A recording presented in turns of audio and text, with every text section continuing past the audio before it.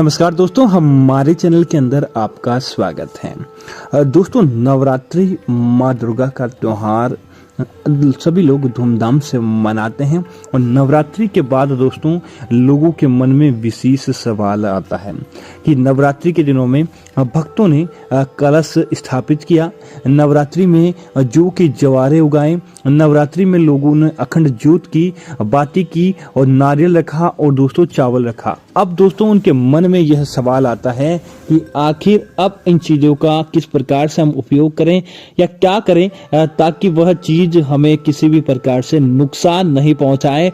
जो हमने इतनी पूजा की है, इतनी मेहनत के साथ पूजा की है, वो हमारी पूजा सफल हो जाए। तो दोस्तों आज के इस वीडियो के अंदर हम आपको वही बताने वाले हैं कि आखिर आपको इन चीजों के साथ क्या करना चाहिए।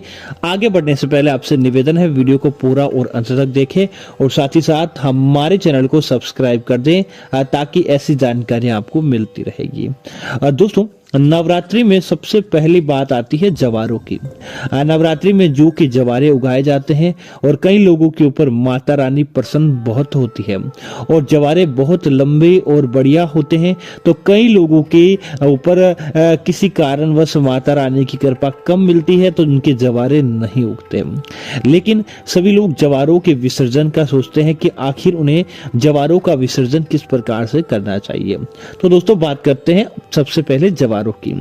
दोस्तों उन जवारों के अंदर जब आपके जवारे अच्छे खिलते हैं और जब लग जाते हैं तब सबसे पहले आप उसमें से एक मुट्ठी के अंदर जितने जवारे आते हैं वह जवारे तोड़कर आपको किसी लाल कपड़े के अंदर आपको बांधकर या लपेटकर अलग रख दें, क्योंकि इसका मैं आपको उपाय बताने वाला हूं।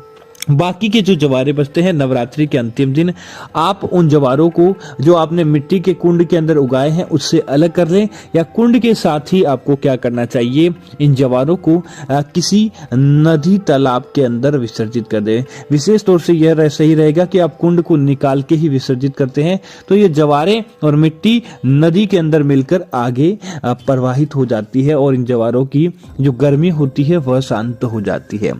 अगर आपके पास नदी नहीं है तो यह काम किसी आप तालाब के अंदर भी कर सकते हैं, उससे भी आपको फायदा प्राप्त होता है। अगर दोस्तों आपके पास नदी तालाब भी नहीं है और आपके पास प्रश्न है कि कैसे करें, तब आपको क्या करना चाहिए कि आपको पीपल का वृक्ष होता है या बरगद का वृक्ष होता है, क्योंकि यहाँ देवी देवताओं का सकारात्मकता का नकारात्मकता का हर प्रकार की चीज पीपल वृक्ष के नीचे होती है। तो आप इन सामग्री को आप पीपल वृक्ष के नीचे विसर्जित कर दें, आपको पुण्य प्राप्त होगा। अब दोस्तों आपने एक मुट्ठी भर के जो जवारे निकाले थे ये आपके क्या काम आते हैं, तो इन जवारों को क्या करें, आप अलग अलग सुखाने के बाद अलग अलग कर दें और इन जवारों को आप अपने कुछ जवारे एक दो पत्ते आपको अपने पर्स के अंदर रखने चाहिए। कुछ जवारे आपको अपने दुकान व्यवसाय है आपका या आपका कोई भी प्रकार का आप बिजनेस करते हैं वहां पर आपको रखना चाहिए। वह व्यापार के अंदर आपको फायदा मिलता है, व्यापार आपका तरक्की करने लगता है। और पर्स में अंदर रखते हैं तो वह पर्स कभी भी पैसों से खाली नहीं रहता, पर्स के अंदर सदैव धन का आगमन होता रहता है। तीसरी चीज, अगर आप उन जवारों को ले जाकर आप अपने घर के अंदर ऊंची स्थान पर रख देते तो उस घर के अंदर दोस्तों नकारात्मकता प्रवेश नहीं कर पाती, उस घर के अंदर सकारात्मकता बनी रहती है। इसी कारण जवारों का विशेष महत्व रहता है। आपके शयन कक्ष के अंदर अपने बिस्तर के नीचे अगर आप जवारे रखते हैं तो पति पत्नी के अंदर कभी भी मतभेद नहीं होता और पारिवारिक सुख देखने को मिलता है। अब दोस्तों बात आती है उन चावल की और गेहूं की जो आप नवरात्रि में माँ दुर्गा के चरणों के आगे अर्पित करते हैं कि आखिर इन चावल और गेहूं का क्या करें जो आपने 9 दिनों के दौरान नवरात्रि में अर्पित किया है। दोस्तों वह चावल और गेहूं विशेष शक्ति प्राप्त होते हैं, उनके अंदर एक विशेष प्रकार की ऊर्जा, एक विशेष प्रकार की शक्ति होती है जो कि आपके अंदर भी अगर चाहिए तो क्या करें, उन चावल और गेहूं का कुछ दाना निकालकर आपको अपने खाने के जो चावल आप गेहूं आपके घर के अंदर है उनके अंदर आपको मिला देना चाहिए, जिससे माता रानी का आशीर्वाद आपके ऊपर बन जाता है। कुछ गेहूं के या चावल के दाने आपको अपने पर्स, बटुए, अलमारी, तिजोरी के अंदर रखने चाहिए और बाकी के जो दाने होते हैं वह आपको किसी गाय को खिला देने चाहिए या फिर आपको किसी कबूतरों को या चिड़ियाओं को चुग्गे के रूप में यह दाने खिला देने चाहिए। ऐसा करने से माता रानी की कृपा आपके ऊपर होती है और कोई भी आपसे नाराज नहीं हो पाता। आपके जीवन और घर परिवार के अंदर फायदा ही फायदा देखने को मिलता है। ऐसा करने से दोस्तों एक बात यह भी होती है कि आपकी ग्रह स्थिति भी मजबूत होती है जब आप पक्षियों को माता रानी का यह प्रसाद उन्हें देते हैं। अब दोस्तों तीसरी चीज की लोग बात करते हैं कि हमने कलश स्थापित किया था, अब कलश का हमें क्या करना चाहिए। दोस्तों कलश आपने रखा था तो उसके अंदर आपने जल भर के रखा था। नवरात्रि का दोस्तों 9 दिनों तक जब आपका वह जल रहता है तो बहुत दिव्य हो जाता है। उस जल के अंदर अनेक प्रकार की शक्ति आती है, माता रानी का साक्षात आशीर्वाद उस जल के अंदर होता है। जब नवरात्रि के अंतिम दिन जब आप पाठ को वापस उठाते हैं तब आपको उस जल को अपने संपूर्ण घर के अंदर थोड़ा थोड़ा करके उसका छिड़काव करना चाहिए।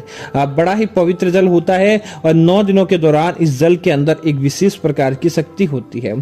तब आप अपने पूरे घर के अंदर इस जल का छिड़काव कर दें ताकि आपके घर के अंदर कोई भी वास्तु दोष, नकारात्मकता या फिर किसी ऐसे प्रकार की चीज होती है जो आपको प्रभावित करती है तो वह तुरंत इस जल की छींटे पड़ते ही जलकर समाप्त हो जाती है। और इसी के बाद ही इस जल को आपको अपने व्यापार दुकान के अंदर भी छिड़कना चाहिए, वहां भी आपको तरक्की देखने को मिलती है और आपका व्यापार कई गुना तक उत्तम होता है।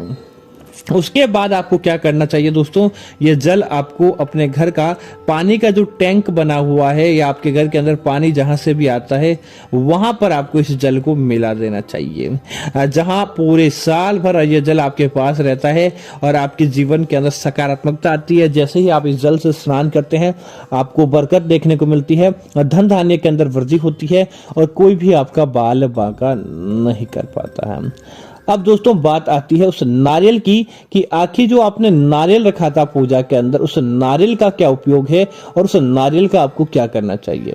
दोस्तों आपने वैसे वहां पर सूखा नारियल ही रखा था, उस नारियल का दोस्तों सबसे उत्तम उपयोग यही है कि इस नारियल का आपको अपने घर के पूजा घर में ही पूरे साल भर देवी दुर्गा के आगे रखना चाहिए। स्वास्तिक लगाएं, आप उन्हें सुंदर लाल पूड़ी बनाए कपड़े की और उनके ऊपर आपको इसे स्थापित करना चाहिए।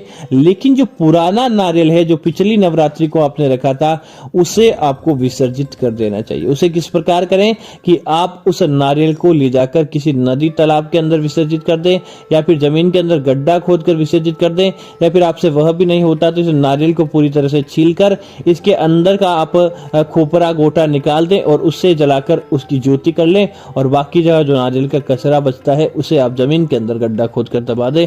इससे भी आपको सौभाग्य की प्राप्ति होती है और साक्षात माता रानी का आशीर्वाद आपके ऊपर बन जाता है। दोस्तों अब लोगों के मन में सवाल आता है कि माता रानी की चुनरी का क्या करना चाहिए। दोस्तों माता रानी को जो आपने चुनरी चढ़ाई थी नवरात्रि के दिनों के दौरान उस चुनरी के अंदर भी विशेष शक्तियां विद्यमान होती है। तब आप क्या करें, उस चुनरी को आप माता तुलसी जी को अर्पित कर दें, या फिर दोस्तों आप तुलसी जी को अर्पित कर, आपके घर के अंदर तुलसी नहीं है या किसी कारण से आप अर्पित नहीं करना चाहते तो उस चुनरी को संभालकर आप अपने कपड़ों के मध्य रख दें। ऐसा करने से आपकी किस्मत खुलती है, आपको दिन दूनी रात चौगुनी गति से फायदा प्राप्त होता है और आप जो चाहते हैं वह आपका काम हो जाता है। दोस्तों इस प्रकार से जो माता रानी की चौकी होती है वह उठाई जाती है और आपको धन लाभ प्राप्त हो सकता है। दूसरा इस बात का ध्यान रखें, जब भी आप चौकी उठाएं तब मन ही मन माँ दुर्गा के नामों का जाप करते रहें और माँ दुर्गा से कहे कि हे माँ दुर्गा मेरे इन कार्यों को पूरा करें, मेरे सारे कार्य आप पूर्ण करें और मेरे कार्यों के अंदर कभी भी किसी प्रकार का विघ्न नहीं आए। और जिस प्रकार आप मेरे घर आए 9 दिन रहे, अब वह खुशियां मुझे पूरे 12 महीने दें और 12 महीने के लिए ही आप मेरे घर के अंदर विद्यमान रहें। ऐसी मनोकामना मां दुर्गा से आपको मांग लेनी चाहिए। तो उम्मीद है जानकारी आपको अच्छी लगी होगी। ऐसी अन्य जानकारियां देखने के लिए दोस्तों कृपया हमारे चैनल को सब्सक्राइब करना ना भूलें और साथ ही साथ वीडियो को लाइक और शेयर करते रहे और साथ ही साथ कमेंट बॉक्स के अंदर जय मां दुर्गा जरूर लिखें ताकि ऐसी सच्ची और सही जानकारी आपको मिलती रहेगी। धन्यवाद मित्रों, जय श्री राम मित्रों।